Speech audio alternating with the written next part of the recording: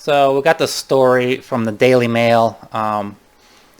Everybody already kind of knows, suspected it, but San Francisco is turning into a shithole. Um, in fact, LA as well. With I'm probably sure the same things are going on in New York. Um, Partly, or I'm sure actually mostly, due to just these progressive ideologies that are destroying the city, which are being super lax on crime, super lax on homelessness, um, basically giving the homeless a free pass to camp anywhere they want, to lessen drug thefts from stores.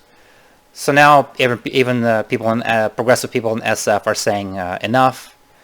Um, I guess is also partly was that Black Lives Matter, defund the police movement as well.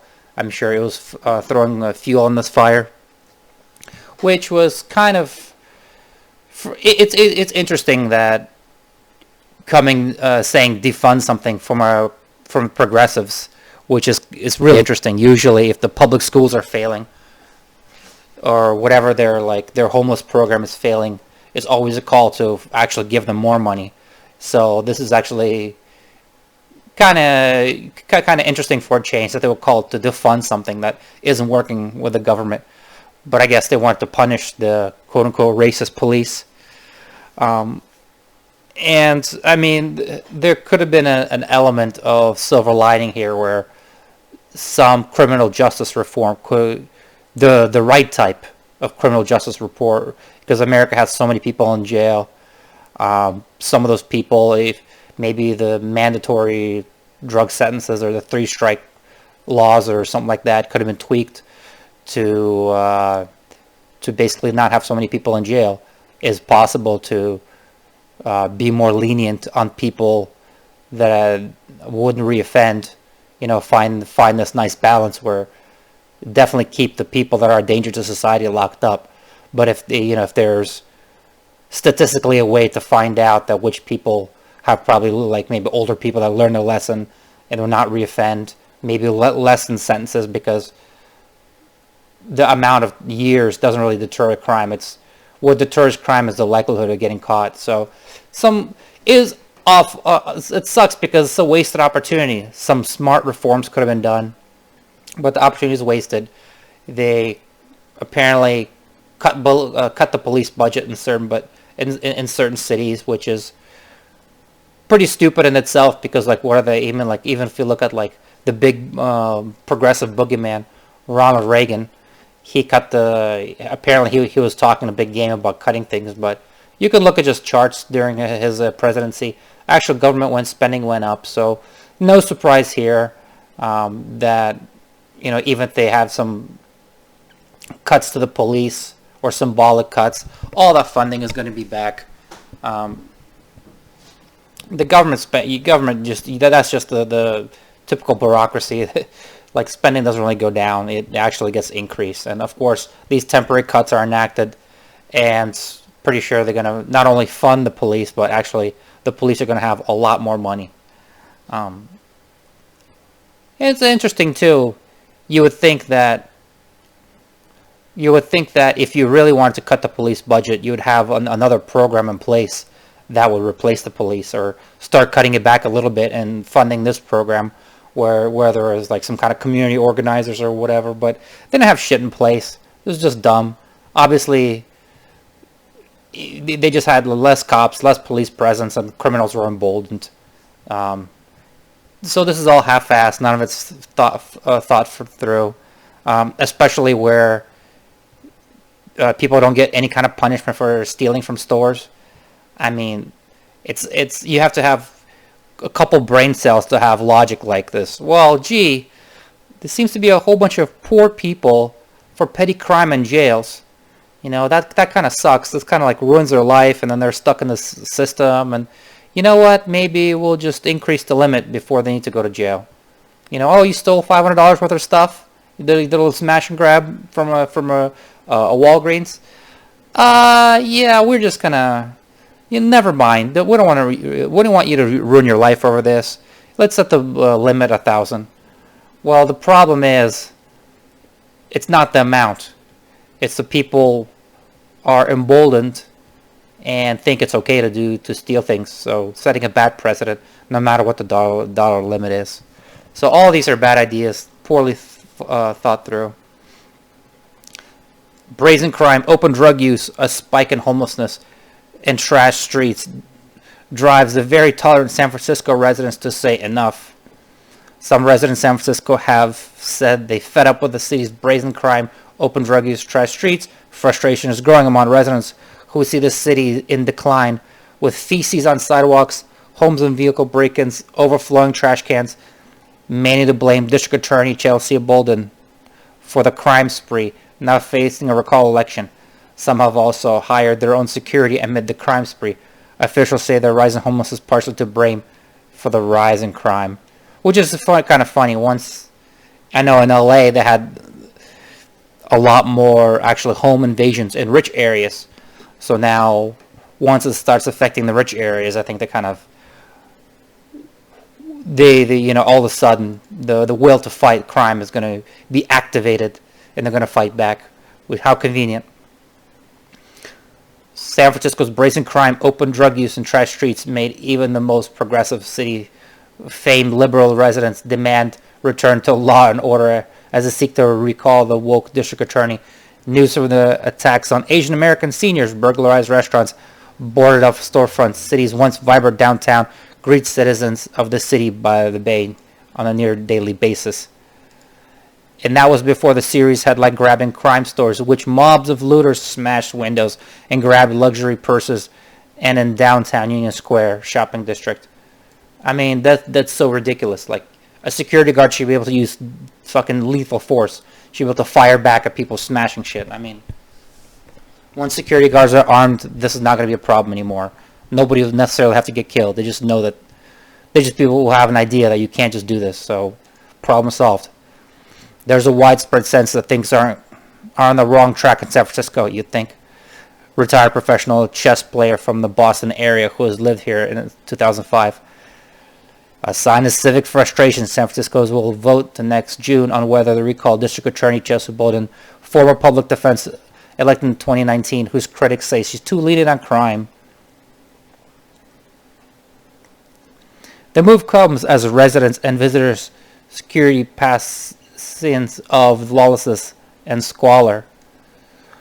The daytime shooting in the touristy Haight-Ashbury has only exacerbated general feeling of vulnerability. Just steps from the Opera House and the Symphony Hall, drug dealers carry translucent bags filled with crystal-like rocks, or stand inside a public library's main branch, flashing wads of cash while peddling heroin and methamphetamine. Boudin's office had only been charging people of theft in the 46% of all cases since taking office. In comparison, his predecessor, George Gascon, made such charges in 62% of all cases 2018 and 19, according to the city data.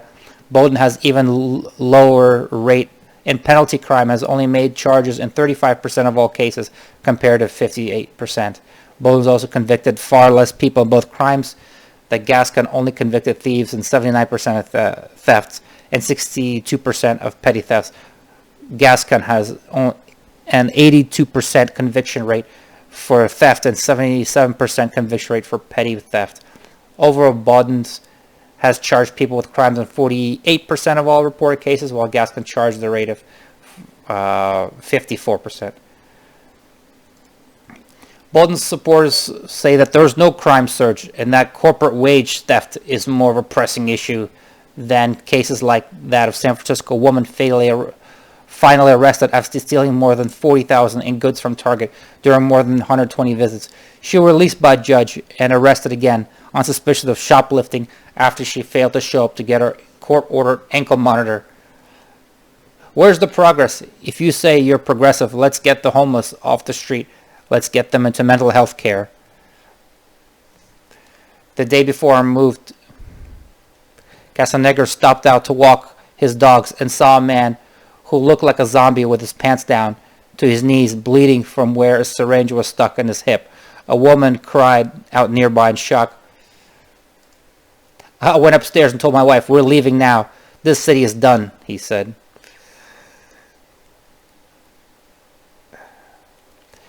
National pharmacy chain Walgreens has closed 17 of its 70 San Francisco locations in the past 2 years, citing shelf raiders who have swiped every kind of product not behind lock and key. The retailer claims it needs to shutter 5 additional stores in the city because of soft laws and shoplifting have led to rampant theft.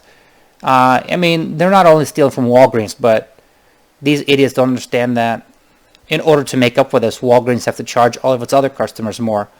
So, yes, some thieves are getting away with theft, and the company is charging other poor customers who are actually doing the right thing and using real money to buy goods. They're having to incur higher prices. Walgreens insists that San Francisco's rampant crime is to blame, revealing it spends 46 times as much on security at city stores, which face 5 times as many shoplifting incidents compared with those elsewhere in the country. Reports of larceny, theft, shoplifting for a person or business is up nearly 17%, or more than 28,000 from the same time last year, with groups of brazen looters constantly breaking into stores, grabbing up everything they get their hands on. One of these brazen shoplifters even declared on KPIX that anti-shoplifting laws in the city are not very good because they're personally able to shoplift from here with relative ease. I mean, the crime spree, national pharmacy chain Walgreens was closed 17 of its 70 San Francisco locations in the past years. Mayor London Breed disputed the company's argument, claiming that Walgreens was simply trying to slash costs and increase profits. Oh yeah, slashing costs, increasing profits by closing down stores. Those stores weren't just profitable. You're just blaming. I hate this deflection type of shit. That's what progressive policies always have negative consequences, and they always blame. Well, you're just trying to save money. You're just greedy. She recently told reporters that she thinks there are other factors that come into play. And San Francisco District 5 Supervisor Dean Preston tweeted that the pharmacy chain has long planned to close hundreds of locations. But the pharmacy chain insists that San Francisco rampant crime is to blame, revealing it spends... Okay, I already read that. Under California law, some nonviolent property crimes where the value of the stolen goods does not exceed $950 into misdemeanors. Meanwhile, the requests to clean dirty streets and sidewalks are flooding the majority of the calls to 311, the city's service line. Overall, though, crime has been trending down for years. More than 45,000 incidents have been reported so far this year, up from last year where most people were shut indoors.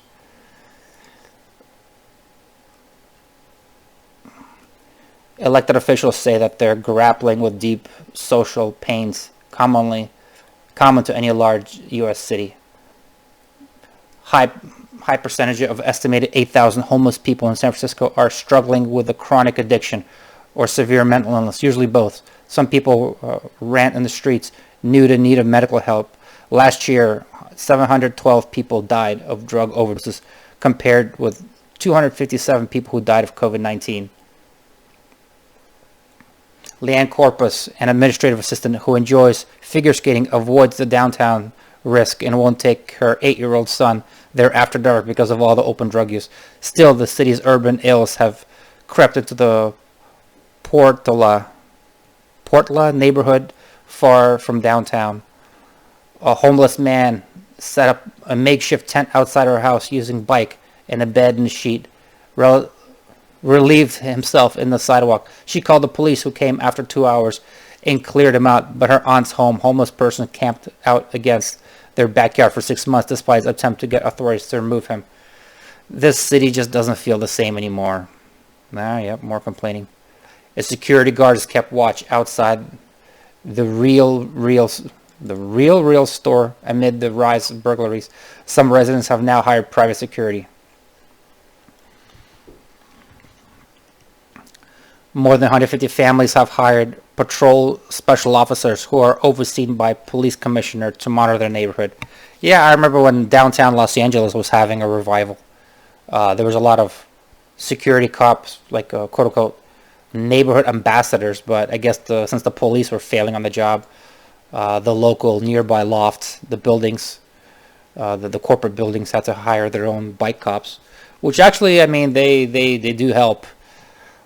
Basically, it was all next to Skid Row, but the bike cops were able to generally harass the homeless off just being from the main streets that they were trying to redevelop. More people complaining, more people complaining. Parmanik, a project manager who moved to the U.S. from India in her teens, cheered Trump's failed re-election bid, but to say she realized too late that the Democrat activities have hijacked her city. If I want the laws enforced, I'm racist, she said. I'm like, no, I'm not racist. There are reasons I live in San Francisco.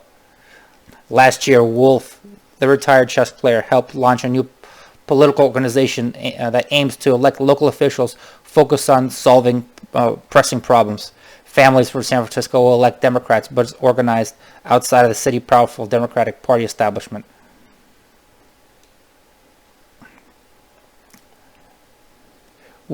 Quote, we have been through big earthquakes and depression and lots of stuff, but we have pretty good bounce back attitude. We've got some problems, we'll fix them, as she said. It'll just going to take some time. Yeah, overall, I mean, what do you expect? It's not... This lax police shit is not going to work out. You know, people don't have to be punished. It's not, people don't have to be locked up and, you know, for an eternity. You don't have to lock people up and throw away the key, but you really got to nip any kind of like little crime in the bud. Otherwise, you know, this enabling will just make the burglaries more brazen and brazen, and maybe this is just a cycle, you know, like New York went through this crime wave that was really shitty, and then it got cleaned up. Well, some people need to live through the shit themselves before the voters have to call, you know, basically would cry uncle, get tough on crime, and maybe after 30 or 40 years, all this shit will be going to be forgotten by a new generation. So they're going to relax the laws again, and the same thing is going to repeat over and over again.